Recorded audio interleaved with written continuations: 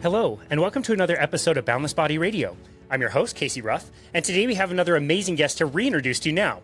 Jen Stevens is a returning guest on our show. Be sure to check out her first appearance in episode 48 of Boundless Body Radio. That episode was our most popular and most downloaded episode we ever have recorded. Wow. We also hosted her in episode 278 as well, all about her book, Cleanish: Eat Mostly Clean, Live Mostly Clean, and Unlock Your Body's Natural Ability to Self-Clean, written in 2022. Jen Stevens is the author of several other best-selling books, including Fast, Feast, Repeat, which she wrote in 2020 and was an instant New York Times and USA Today bestseller. And Delay, Don't Deny, Living an Intermittent Fasting Lifestyle was a #1 Amazon bestseller in the weight loss category. Jen has been living the intermittent fasting lifestyle since 2014. This lifestyle shift allowed her to lose over 80 pounds and launch her intermittent fasting website, Facebook support groups, several self-published books, and 3 top-ranked podcasts. She hosts Intermittent Fasting Stories and co-hosts the Intermittent Fasting Podcast and Life Lessons. Today we'll be discussing her latest book, 28-Day Fast Start Day by Day, the ultimate guide for starting or restarting your intermittent fasting lifestyle so it sticks. Jen Stevens, what an absolute honor it is to welcome you to Balanced Body Radio. Thank you. It's so glad to be here. And I got to say, I've actually got different podcasts now. I am still hosting Intermittent Fasting Stories.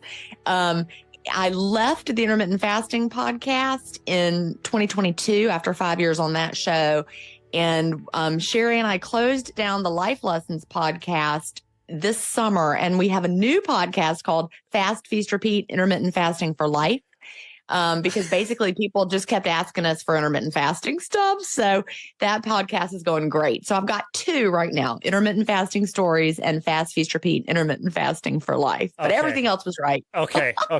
Now that's funny because right before this interview, I've been listening to your podcast to make sure that they were current, because I know you've done several podcasts, written several books, and you talked to me off air about how busy you were, which we've covered in previous podcasts as well. So I must have confused the Intermittent Fasting Podcast with your new one, with your new rebranding. And I did see that the Life Lessons, there hadn't been a new episode in a few months. So I did question whether that one was kind of left to kind of hang out for now.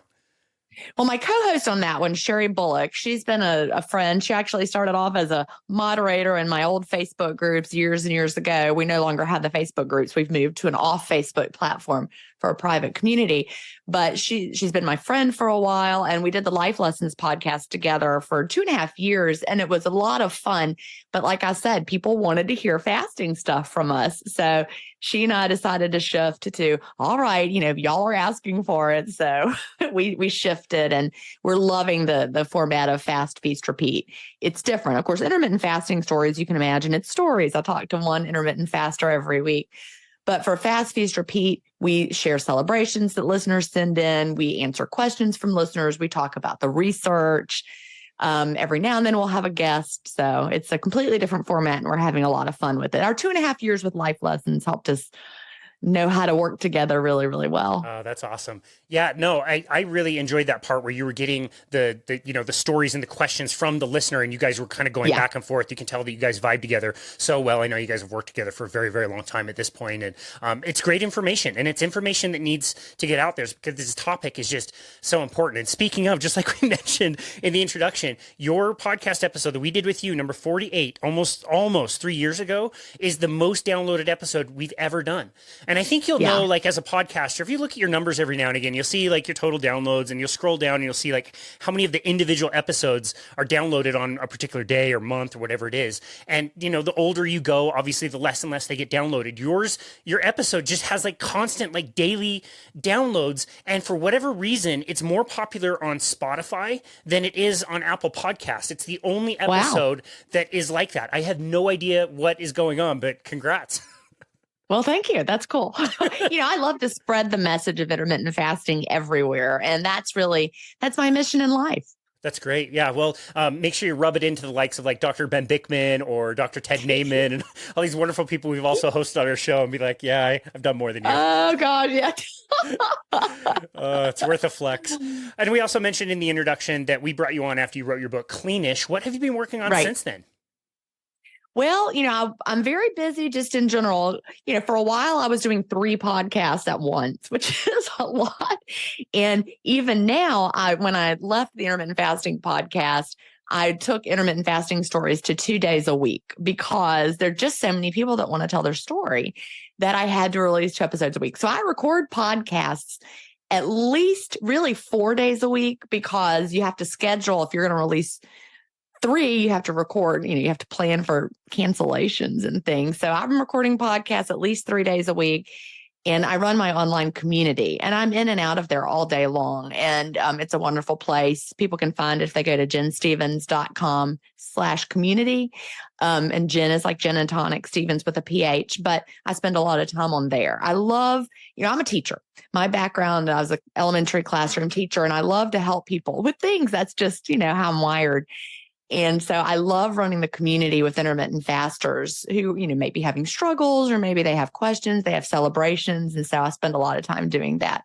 And I told my editor I was never going to write another intermittent fasting book after Fast, Feast, Repeat. And then I realized there was a hole in what we needed. And it was the idea that came to my latest book, 28-Day Fast Start Day by Day, that is available for pre-order right now, coming out December 26th. So I've been working on that. Between now and when it comes out, we're recording this a little early, I still have to record the audiobook for it. And they're on a tight deadline with that. Luckily, they're always used to doing the audiobook at the last minute because of the way they have to wait till the end for all the changes. But, I just stay busy. Yeah, you're always busy. And I've heard reading your own audiobook is absolutely daunting. Have you done that in the past? It's so hard. I've read all of them. The first one, Delay Don't Deny, I self-published that book.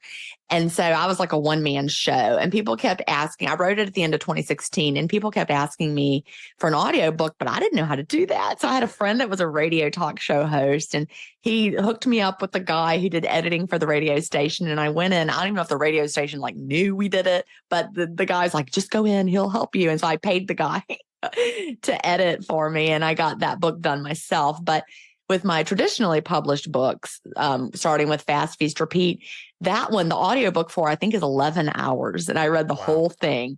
And then Cleanish, I think the audiobook is 14 hours. Yeah, it's a big book.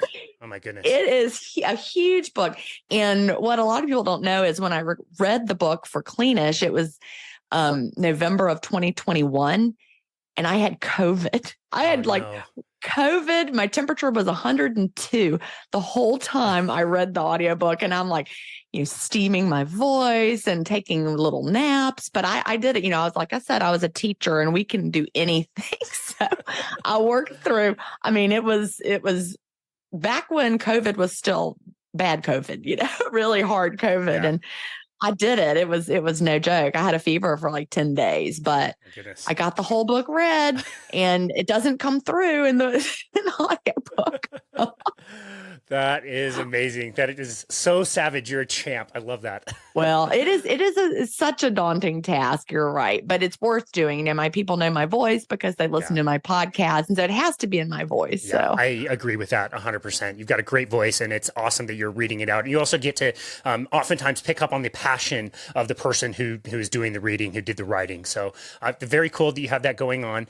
I do want to talk about your new book that's coming out. It will be coming out here in a few weeks by the date of release. We're recording this in October. It's just I already know it's going to blow me away that December is going to come this quick when I'm listening to this again on my phone, in December. But before we do that, it's been a minute since we've had you on. So let's hear your story as it relates to intermittent fasting. How did you find intermittent fasting? What things, kind of problems did it solve for you in your life? That's a great question. When I first found intermittent fasting, it was because I was struggling with my weight, like so many people. And I was just a dietaholic, right? Because nothing was working. I was going from diet to diet and getting bigger and bigger and bigger. And, I'm a researcher. I have a doctorate in gifted education. I love to learn things, and I love to solve problems. So I thought, surely I can solve my problem of being overweight. And why am I, continuing to gain weight and nothing will stick? So I first heard about intermittent fasting in somewhere around 2009. And I literally would haunt the Amazon diet category. Like, if I didn't have anything to do, I would go to the Amazon diet category and see what were the top 10 books. And have I read that one? Have I read that one? And I would read the reviews, and then I would order the book and try it, all of that. And I would go to the bookstore and read all the diet, the titles, and say, what have I not tried? And so I was just really, in tune to what was going on in the world of diets, but I could not lose the weight. I mean, I could do something for a while, like my doctor gave me diet pills and I lost weight, but that's not sustainable and it's really bad for you. And, I did the whole crazy HCG diet with injections also from your doctor. Well, that didn't go well and I gained all that weight back. So 2009, I heard about different types of intermittent fasting. Brad Pilon's Eat, Stop, Eat, Ori Hofmeichler, The Warrior Diet. These are all the OG fasting books. We had Bert Herring, Fast 5, but then we also had some stuff going on with the 5-2 diet, Dr. Michael Mosley, which is based on Krista Veride's work with alternate daily fasting. She had a book called The Every Other Day Diet. So every single one of those things that I just mentioned, I dabbled in. From 2000, not to forget the 8-hour diet. David his last name starts with a Z. He also did the Eat This, Not That books. See, I'm like a diet historian. Right? I could be like Diet Jeopardy. I would win. But I tried all of those, but I would dabble in them. The funny part is every single one of those programs, books that I just discussed, all of them were based on the premise that intermittent fasting only works because you're eating fewer calories. So intermittent fasting is a way for you to structure your eating so that you're eating fewer calories. That is what every single person talked about in those days. And that is what we all really thought. And so I didn't understand metabolic flexibility. I didn't understand, what it meant to be metabolically flexible and able to burn your own fat for fuel. I didn't understand that it took time to work up to that. I certainly didn't understand the clean fast, which I can talk about a little bit later. But I basically would dabble here and there, try a little bit of fasting, a couple of days, then something would happen over the weekend. I wasn't doing it anymore. Then on Monday, I would try again. It was really, really hard. I didn't understand why it was so hard. So I never lost any weight with intermittent fasting.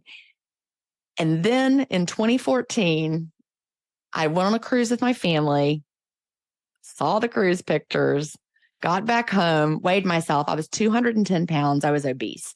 And I was like, you know what? I got to do something. And again, I've dabbled in a few things here and there. The whole summer of 2014, I tried keto because everybody was doing keto. Well, a lot of people were doing keto in that summer. And by that point, Facebook groups had really started coming around. So I was in a whole bunch of those. No matter how I tweaked my macros, I never lost a pound and I felt awful. They're like, well, you're just not ketoing hard enough. So I would keto harder, right? Never lost a pound.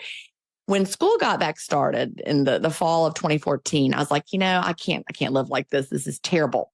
So I pulled back out old trusty Fast 5, Diet and Lifestyle, Dr. Bert Herring. It was a 5-hour daily eating window, 19-5 approach. And I was like, I reintroduced all the carbs, started intermittent fasting, but this time something was different. I finally started losing weight.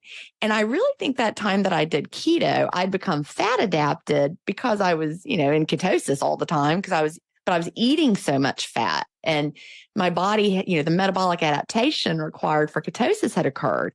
So I can remember I had like this keto breathalyzer that I had gotten when I was trying keto, and it was an old one. You had to plug it in, wait for it to warm up and blow into it.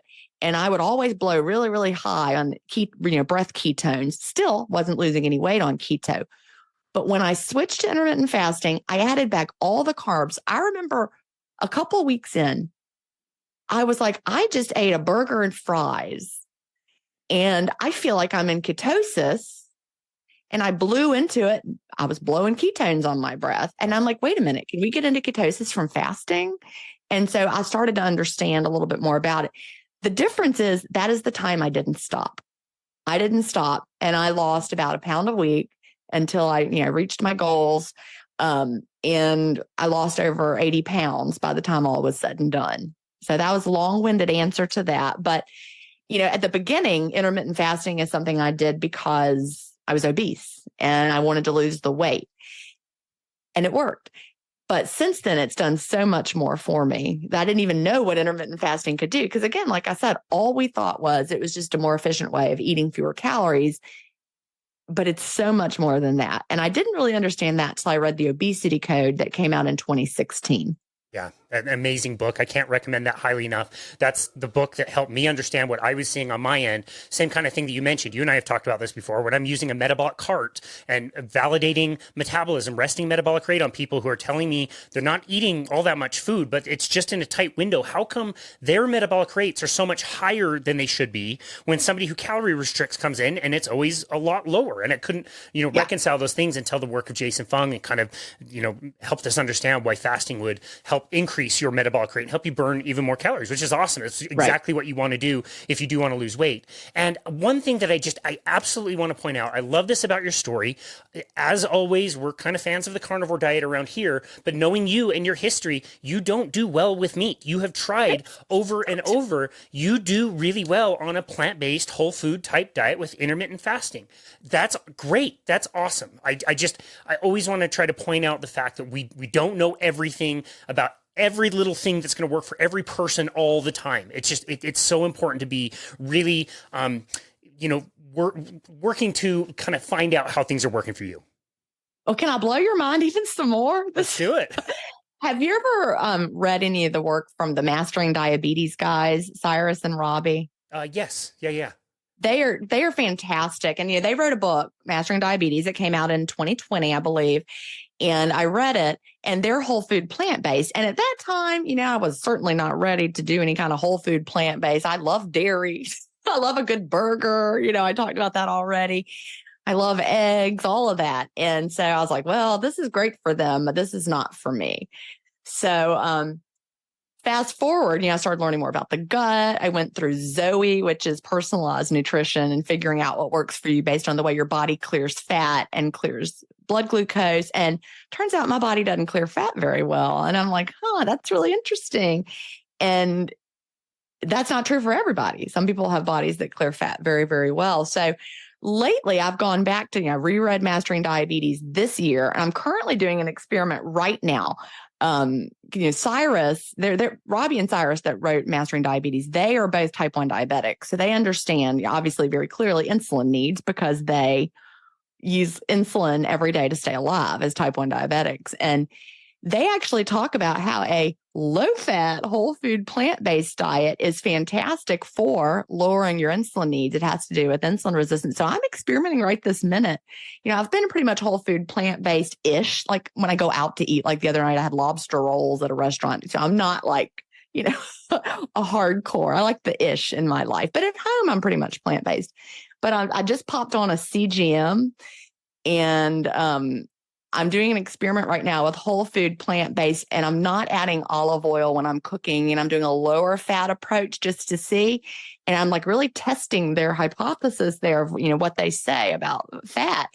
And oh my gosh, I'm noticing an amazing difference in my morning blood sugar levels. It's pretty astonishing.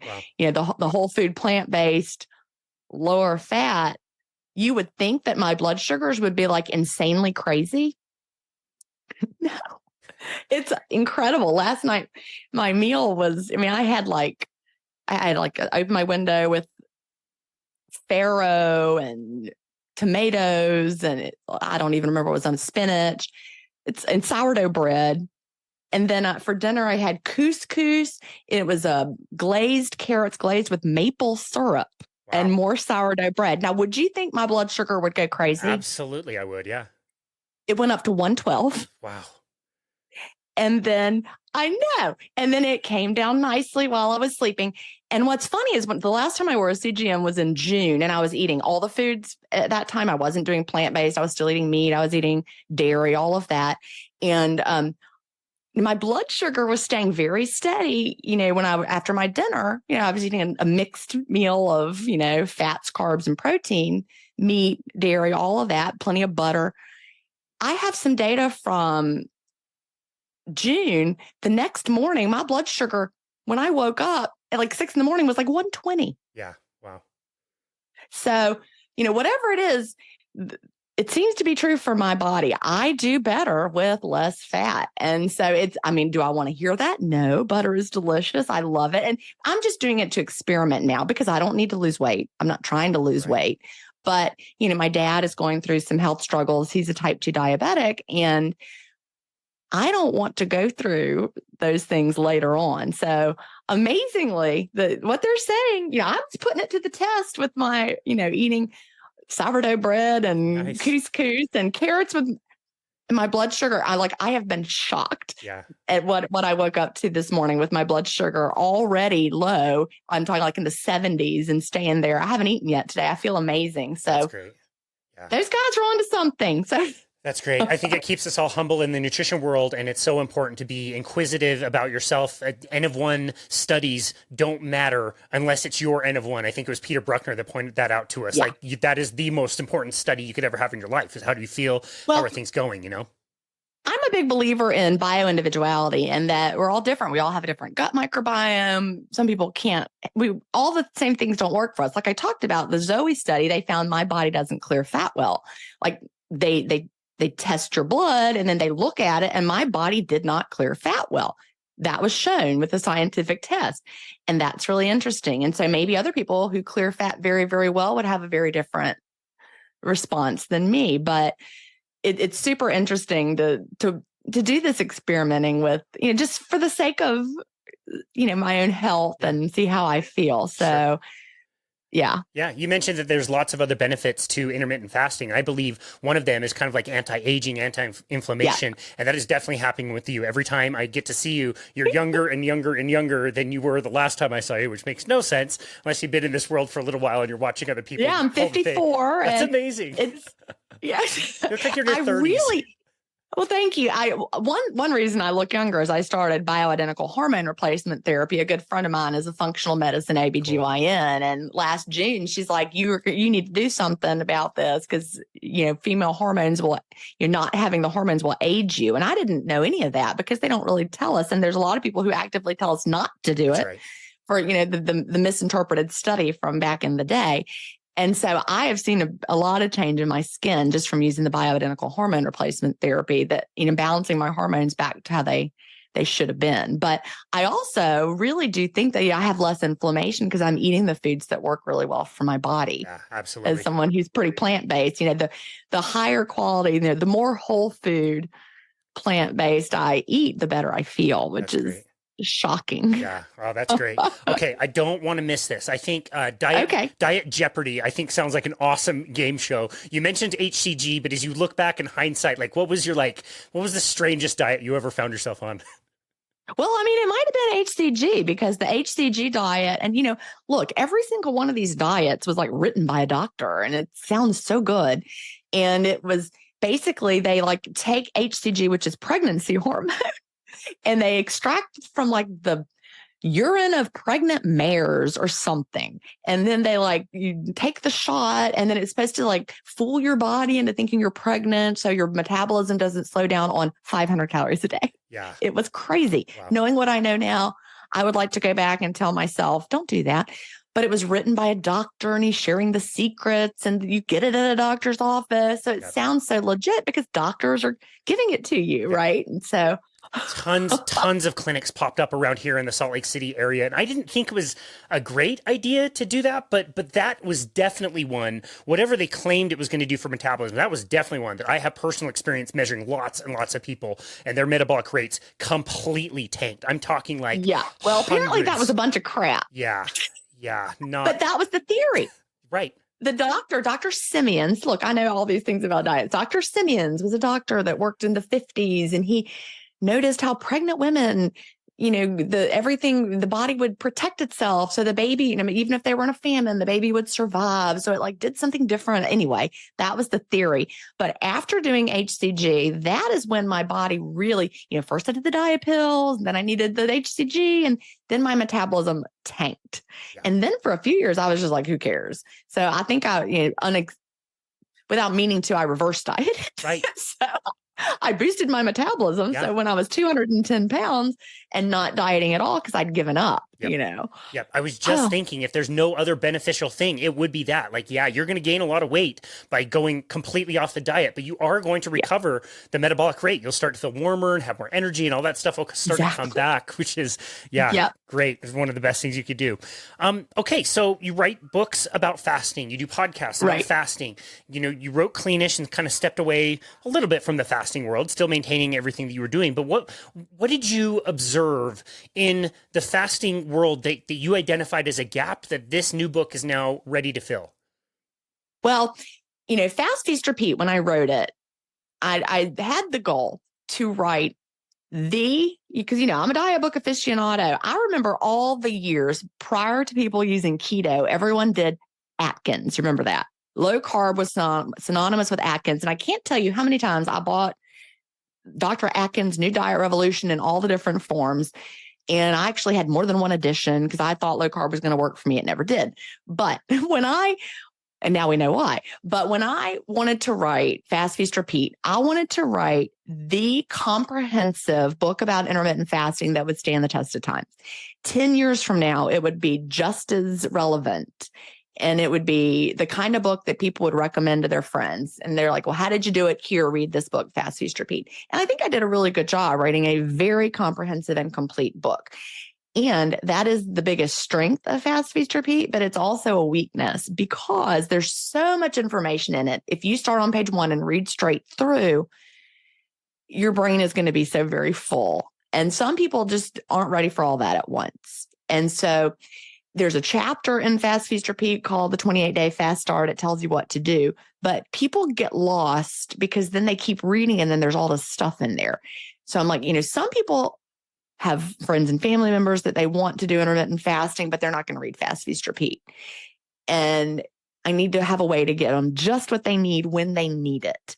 So that is why I wrote 28-Day Fast Start day by day, because I realized people really needed that little extra bit of hand holding for the first 28 days.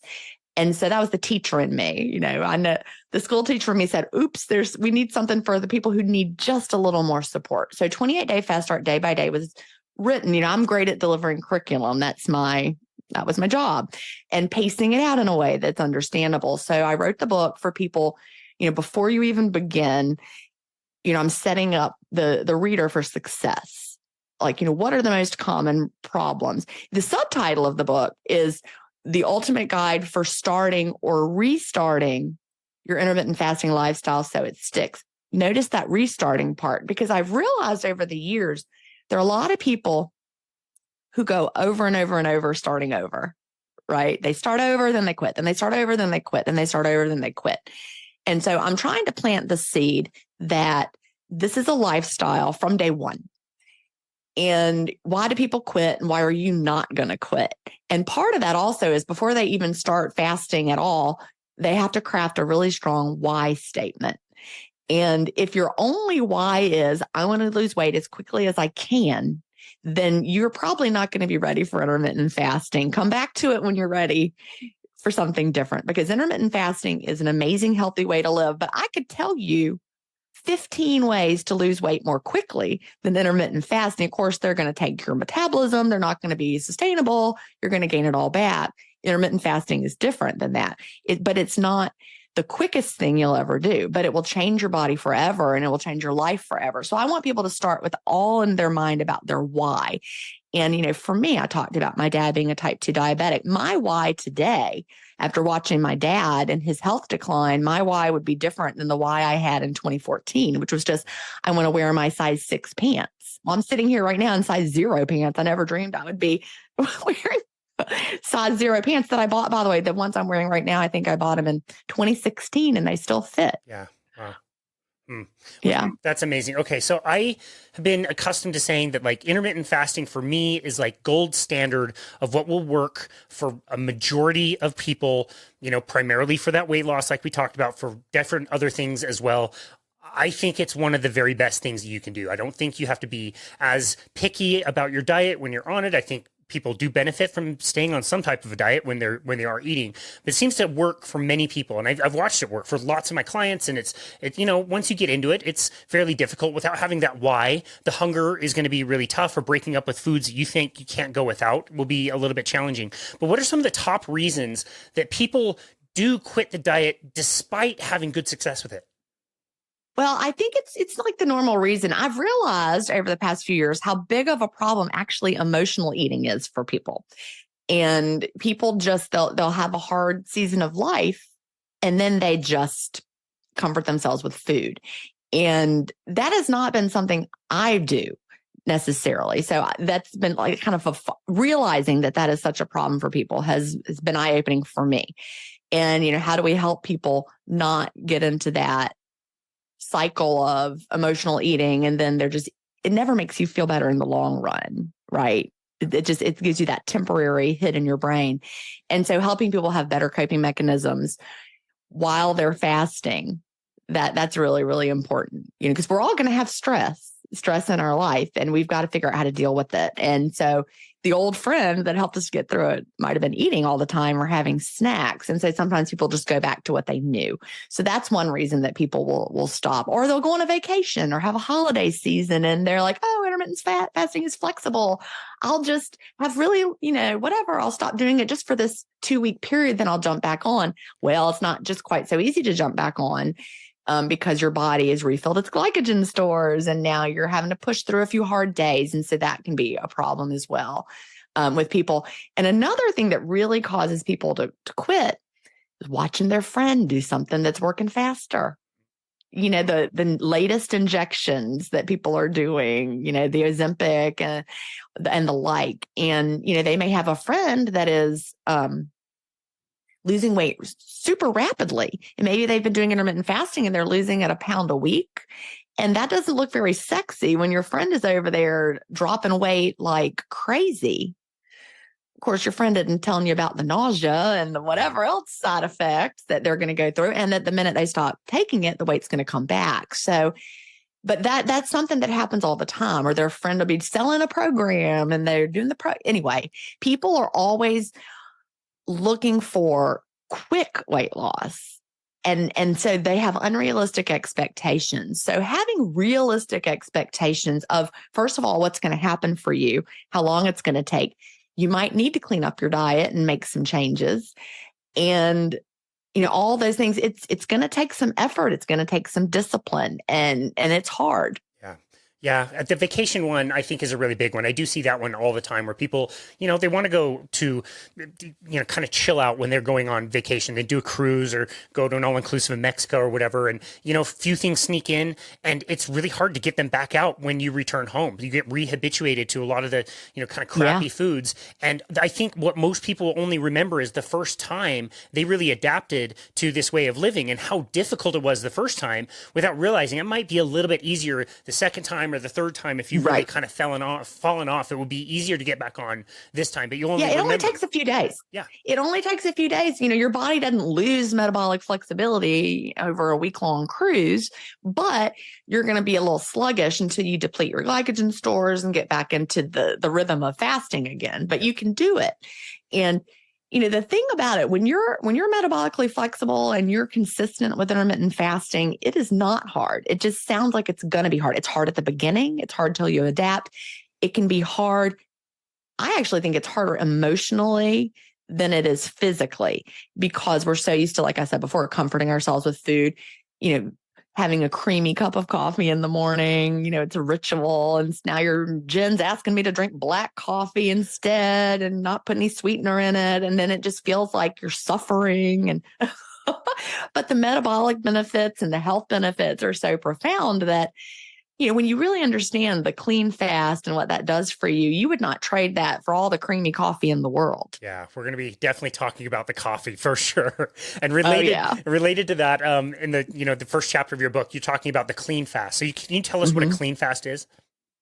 Yep. And I actually originated the term, the clean fast, I think it was in 2017. I'd already written my first book, Delay Don't Deny. I didn't use the words clean fast in that, but it kind of came up in my intermittent fasting support groups that we had you need to stick to black coffee, plain water, plain sparkling water, plain tea. And by tea, I mean actual tea, not like the whole tea aisle of all the stuff that's not really tea. And, don't put lemon in your water, and don't all the sweeteners and the creamers and all that. And so we just started trying to differentiate what we were doing. And so I started saying, you want to fast really clean.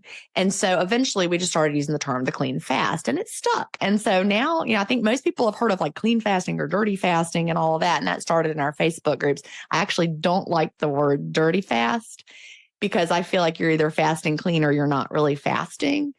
if you had to have fasted blood work or have fasted surgery, you wouldn't tell the surgeon, well, all I had was some cream in my coffee. I did a little dirty fast. He'd be like, well, you're not having surgery. You can't fool the body. But the reason we want to fast clean is when we understand what's going on in the body. Why is fasting different than a low calorie diet? And it has to do with all, the fasting goals, what's going on, what's different. So we have 3 fasting goals for the clean fast. And when you understand those 3 fasting goals, you understand why you really want to fast clean. You wouldn't do it any other way when you understood. So the first reason we want to fast clean is because we want to get our insulin down. So you've had Dr. Benjamin Bickman on. So he talks about insulin. The last thing we want to do is have constantly high circulating levels of insulin for multiple reasons. In his book, Why We Get Sick, we learned that chronic high levels of insulin, hyperinsulinemia, is linked to like all the metabolic issues that we're going through. So many things that we're facing these days. And so we need to get insulin low for our health, but also insulin, high levels of insulin, insulin's a storage hormone. And so if we want to tap into fat for fuel, we have to have low levels of insulin so our body can release the fat. So we want to keep insulin low, and we do that by not doing anything that will stimulate our body to release insulin. Well, what causes an insulin response? Eating. So obviously we're not going to eat, but a sweet taste can cause a cephalic phase insulin response, or just any taste that makes your brain think food's coming in, because our brains are like, okay, I know that sweetness, maybe you just had a Diet Coke and 0 calorie, but your brain doesn't get it. Your brain's like, ooh, sweetness. We're going to have a hit of glucose coming in because sweetness is associated with a blood sugar rise in our brains. And so goes ahead and signals the pancreas. We have our cephalic phase insulin response, pump out some insulin, except we really didn't have any glucose coming in. So we don't want to be, sipping on those sweet flavored beverages, constantly causing our pancreas to release more insulin. And that goes with anything that's going to be food-like or food flavored. That's where all those, fruity flavored teas come in. We want to avoid those. That's why we don't put lemon in our water, or we don't drink sparkling waters with flavors. We don't put anything in our coffee or we don't drink flavored coffee like hazelnut. Our brain's going to be like, ooh, hazelnuts. We know what that is. No, it doesn't understand the 0 calorie. So that's fasting goal number 1, keep insulin low. Fasting goal number 2, we want to tap into our stored fat for fuel because, like I talked about when I did keto way back in 2014 and lost 0 pounds, and I was like in super duper ketosis and losing no weight. It was because I was eating so much fat. My body was making all the ketones it wanted from the fat I was eating. And so that I might have felt really energetic and I couldn't sleep, but I wasn't losing body fat. So if we want to lose body fat, we don't want to just have ketones. We want to tap into our body fat for fuel. And so we don't want to put anything into our body during the fast that our body can use for fuel. So that means we're not going to put butter, coconut oil, MCT oil. We're not going to put any of that in our coffee because our body will be like, oh, I'm going to use that instead. I don't need to clear the fat out of my fatty liver. I don't need to get into my stored fat for fuel. I got all the fat I need coming in my coffee cup. So we want to tap into our stored fat for fuel. We want to deplete any fat that's in a fatty liver. We want to use the fuel that's already in our body. Maybe that's even just glycogen that's in your liver and your body's clearing that out so we can get to burning stored fat. So don't put any more fuel in while you're fasting. Great. And then fasting goal number 3, we want to have increased autophagy. Autophagy is our body's cellular housekeeping, where it's like recycling old junky proteins and cleaning stuff up. And what turns that off? Well, eating protein also turns off autophagy. So we don't want to do anything that'll interfere with autophagy. And so we don't want to take in anything that contains protein during the fast. Save your pre-workouts, your post-workouts, or whatever protein supplements, your amino acids. Keep those in your eating window. Your body is going to be recycling old junky proteins, and it can build new things out of the ones it recycled. You don't have to immediately take them in after working out. Your body's got stuff on hand already. And it's not going to tear your muscles down, your valuable muscle tissue. It's going to use the junky ones that like excess skin when you're losing weight, stuff like that. And so we don't have anything that would halt autophagy. Like we don't want to have bone broth, for example. That would halt autophagy because it's got protein. Yeah. Very well explained. I love that. Generally speaking, the coffee the coffee thing is not the hill that I'm willing to die on, mostly due to the wrath that I incur from my clients who just rail against me. And I did have I will die on that hill. I know you will. I have the Clean Fast Challenge and Fast Feast Repeat. And the Clean Fast Challenge is for the people who think it's not making a difference.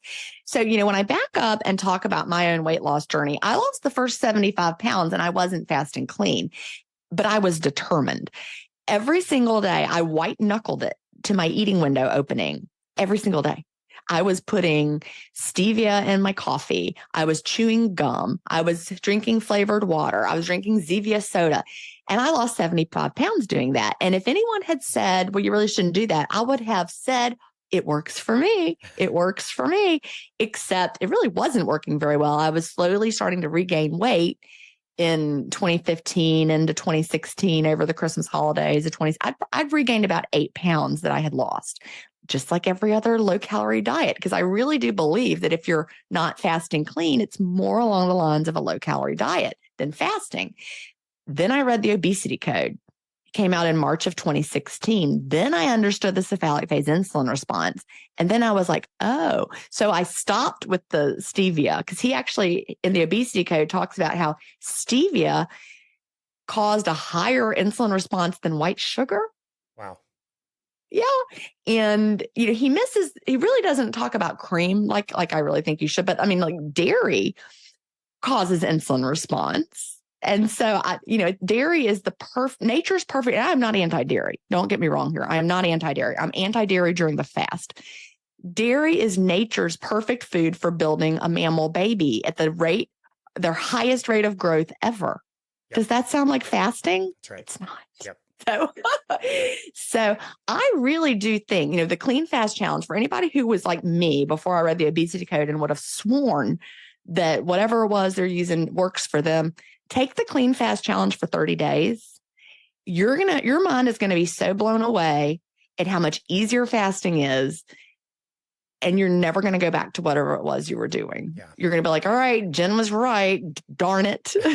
Darn it. It's probably a good thing that we're waiting so long to release this episode. So you can skip town in the meantime when all the coffee drinkers come with their pitchforks and I'm torches. used to it. It's okay. It's all right. Save your hot milkshake for your eating window. That's hilarious. No, again, it's not usually something I'll make the main thing, but I diagnose people in stalls all the time. And I had one of my clients over this winter, she was all stalled out and she was having cream in her coffee. And it was not easy to suggest that maybe she reduce that and just have black coffee. But it turns out she was probably drinking more cream than the actual coffee anyway. It was way more than what she thought it initially was. And at first she was just happy that she was saving money. But then of course the weight loss continued and went just like clockwork, really pretty consistently after that. So I do think that's a good step for a lot of people, despite. I think if you're not fasting clean, if you're putting creamer in your coffee, you are doing a low calorie diet. So you're going to miss out on those metabolic benefits that come along from the actual fast.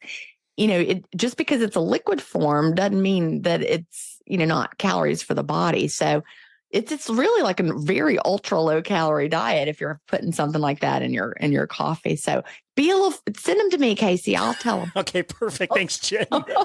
Tougher skin than I have. I love it. Well, look, because I've heard it from thousands of people now that it really has made a difference. And I really think that like one of the reasons people struggle when I meet people and they're like, well, I tried fasting and it didn't work for me. I'm always like, well, tell me what you were drinking. And it's always like Monster Energy drinks, or I was putting cream in my coffee because I saw a video that said you could, or I heard that 50 calories didn't break the fast. And it's always that they weren't fasting clean. And also usually they didn't give enough time. They're like, well, I did it for 2 weeks and it was really, really hard and I didn't lose any weight.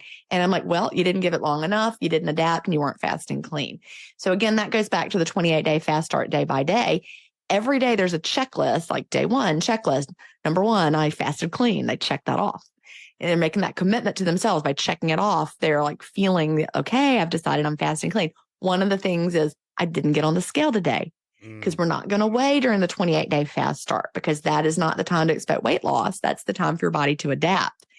And so just, things like that, like, I did not turn to food for comfort. those types of things Yeah. to really get them off to the right start.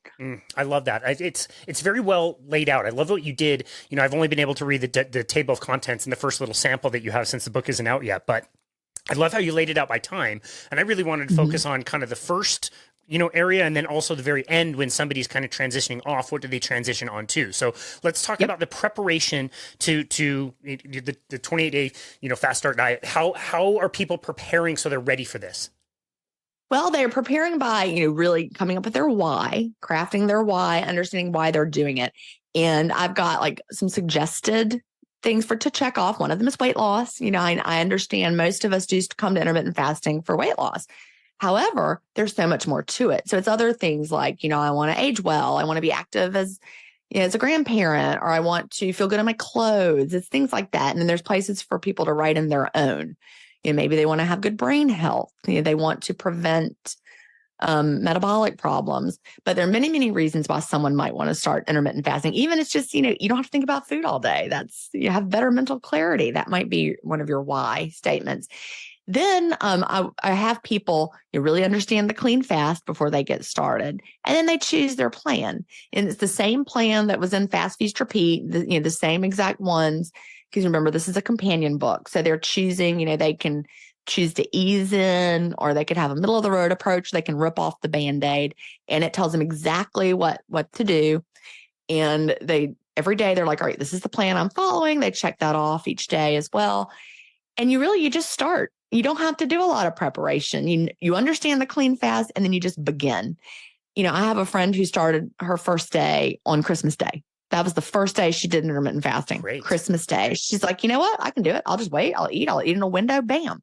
She did intermittent fasting on Christmas Day. I mean, I do intermittent fasting on Christmas Day too, because I do it every day. I might have a longer window on Christmas Day, but I still have a window of some sort. And I don't eat from first thing in the morning till as I'm going to bed. I just have that condensed in a window.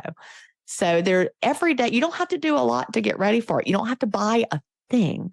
You don't have to clean out your pantry. It's not like anything else where you have to throw everything away and start over, and now you're going to eat perfect. I actually suggest that people not change what they're eating for the first 28 days because it's just too much. We've all tried to do a million things at one time, and then we're like so overwhelmed we end up doing nothing. So it goes both ways. If someone's been eating really, really clean and then they start intermittent fasting, I don't want them to just reintroduce all the crap and start intermittent fasting. No, continue eating really, really clean and include the intermittent fasting. But if you've been eating the standard American diet, keep doing that for now. Start the intermittent fasting. As time goes on, you're probably going to find some of those things you used to really like no longer appeal to you. Like with me, here I am eating mostly whole food plant-based, completely that way at home. Unless it's like, my son's birthday, we had a cake. I'm not going to be like, I can't eat cake. No, I'm going to eat the cake with joy. But I've gotten this way because of how good I feel. Yep. After I had that lobster roll and fries, after I went out to eat with my husband last week, I felt really puffy and sluggish. I didn't feel my best. And I'm like, I don't like to eat like that very often. Yeah. It was no big deal. But I've naturally gravitated towards eating better foods. I didn't force it. And I don't do it because I'm on a diet.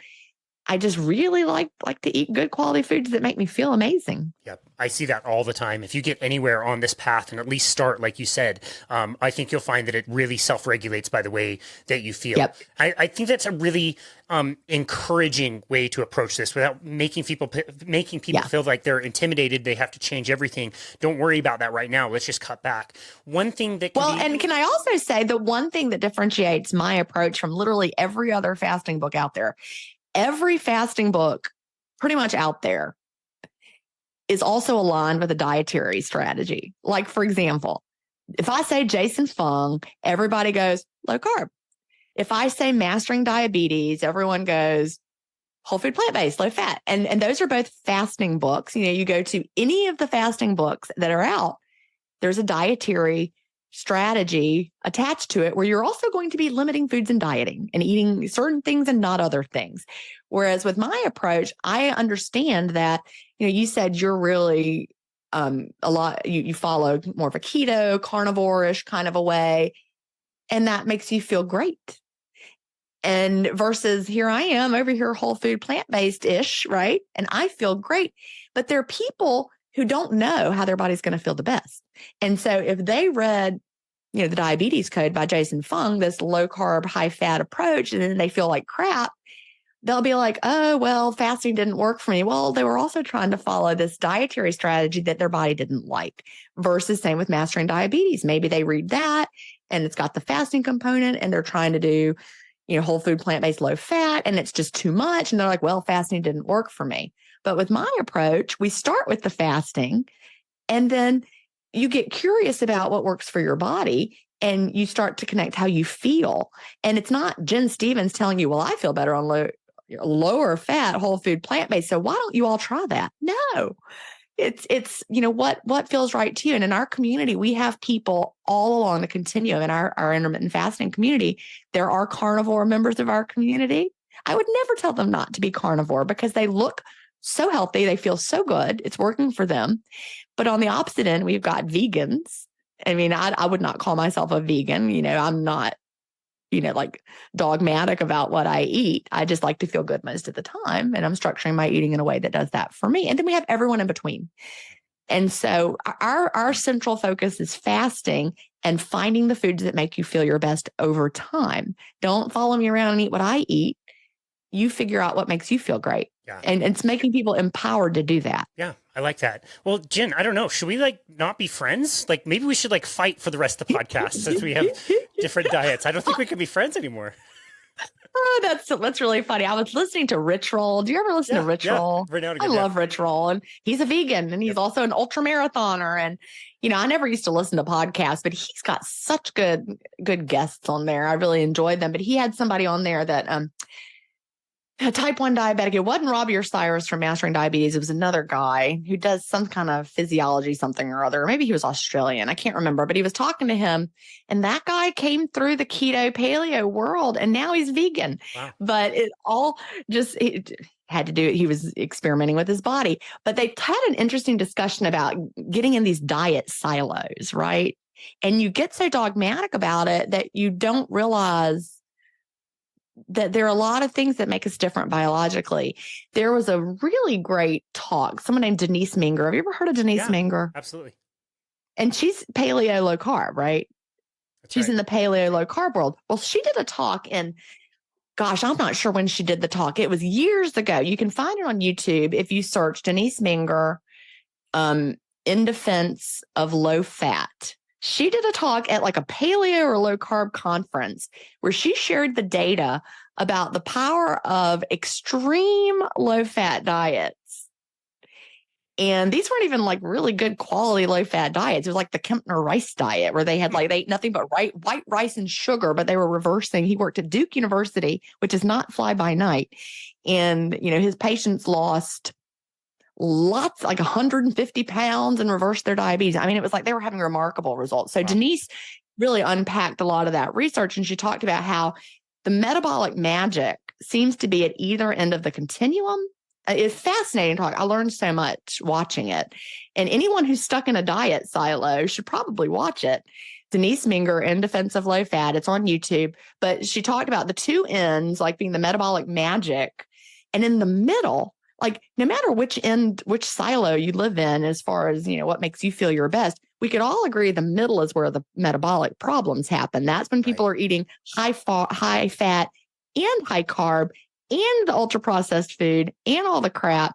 And she called that the metabolic swampland or something. Yep. So a fascinating talk. And I'm really, really impressed by her as someone who just would take a look at the science, because what we tend to do is, if you're in one camp or the other camp, you tend to say, well, all their science is just wrong. Right.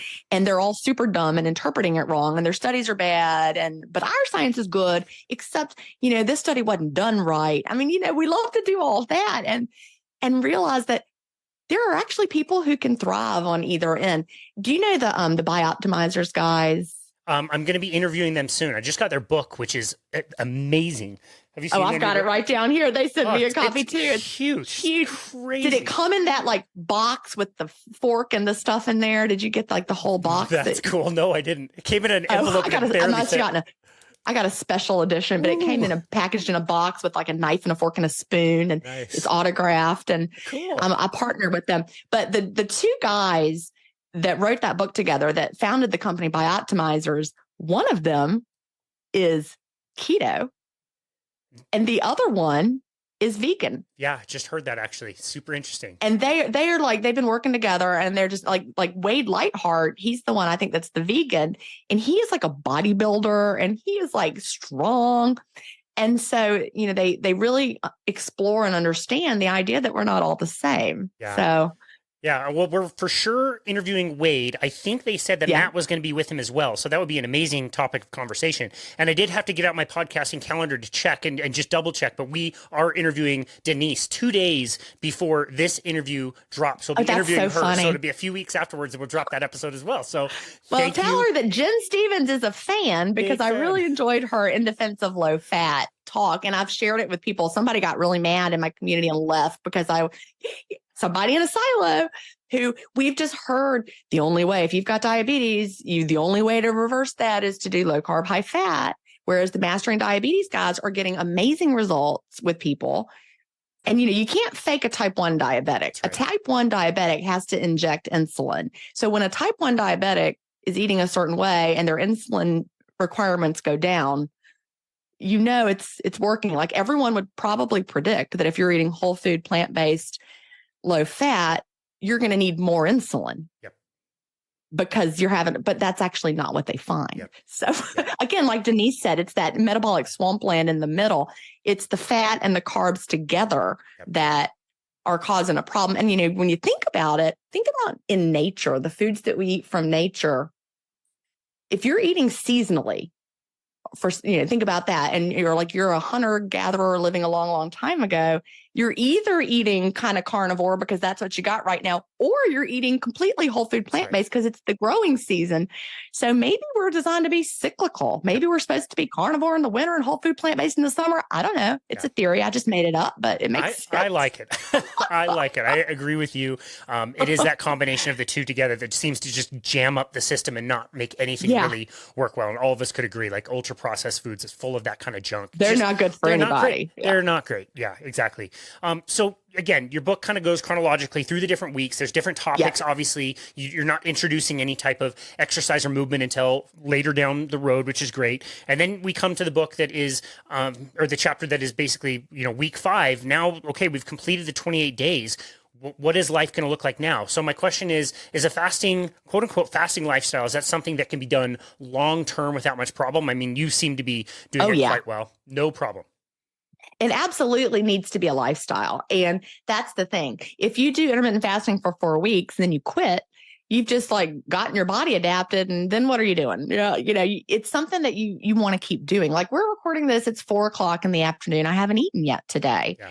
And I feel fabulous. I'm having no fogginess, no trouble. I could, go jump on my little mini trampoline. When we get off, I could jump on that for 15 minutes when we're done. I have plenty of energy for that.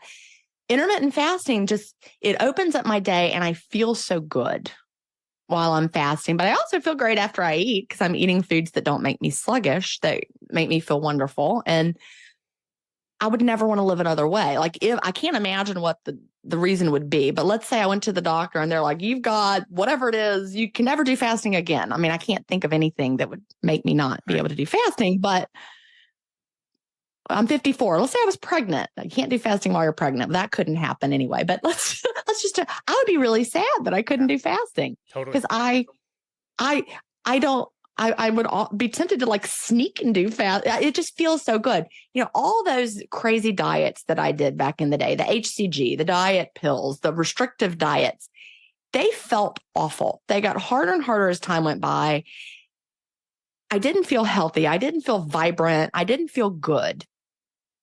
That's the opposite of how I feel with intermittent fasting. I can keep up with anybody.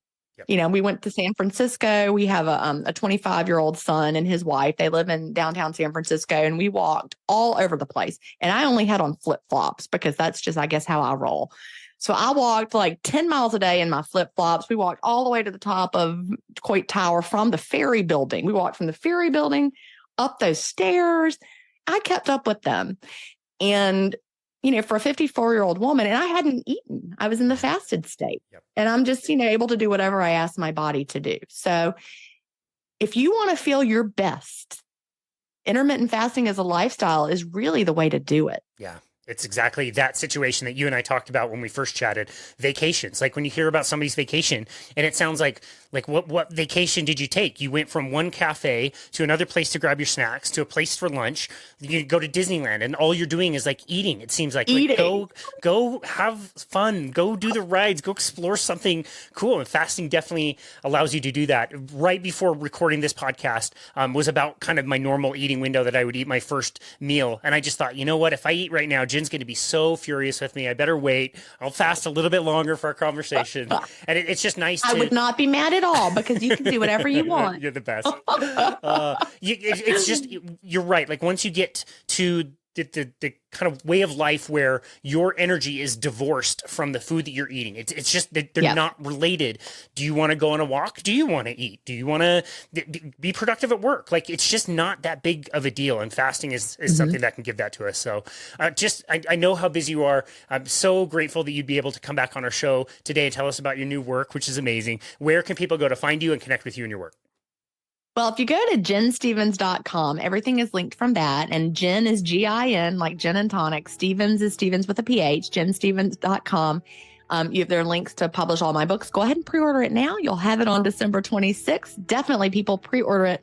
And even if you think intermittent fasting didn't work for you and you tried it before, you're going to set yourself up for success this time. 28-day fast start day by day. Go ahead and pre-order it.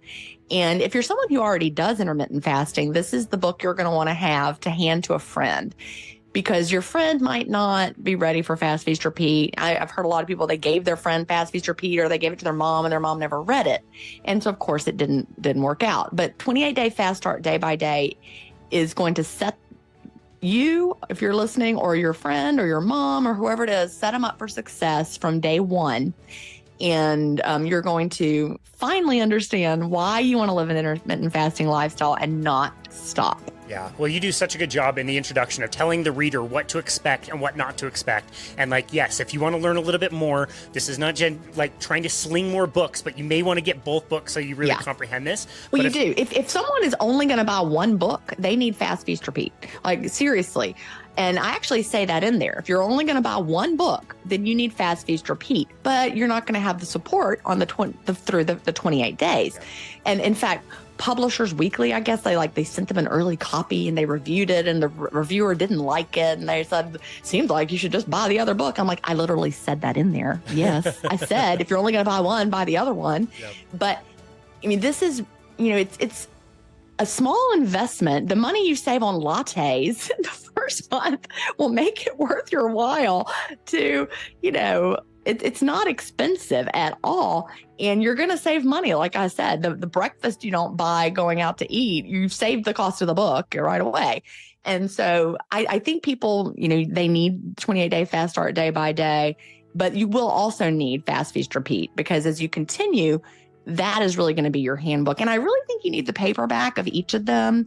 Some people like the audiobook, and I think 28-day fast start day by day, if you get the audiobook, you absolutely also really need the paperback. You may want both together to hear me read each daily lesson to you. That'll work fine. We also, each day we have a inspirational story from a past intermittent fasting stories guest, which I really like. Like it might say, Joe Blow, episode 47, and then it'll be like updates since episode 47 and some advice from that guest. So you also can listen to that podcast episode that day if you want to. Very cool. Yeah, that's very cool. It does seem like one that you would want to have around, just such a practical guide that you could jot in and take notes in and really. Well, you write in it. Yeah, exactly. You're supposed to write in it. Yeah. So it would be nice to have the audiobook if you want to listen, but it's as a companion. Yep. So I hope nobody gets the audiobook only. Yeah, perfect. Well, Jen Stevens, this has been another wonderful conversation. Thank you again for taking time out of your very busy life to chat with us today and help us learn about intermittent fasting. So thank you very much. It's been an honor to host you again. Well, thank you. I was happy to be here. Awesome. And this has been another episode of Balanced Body Radio.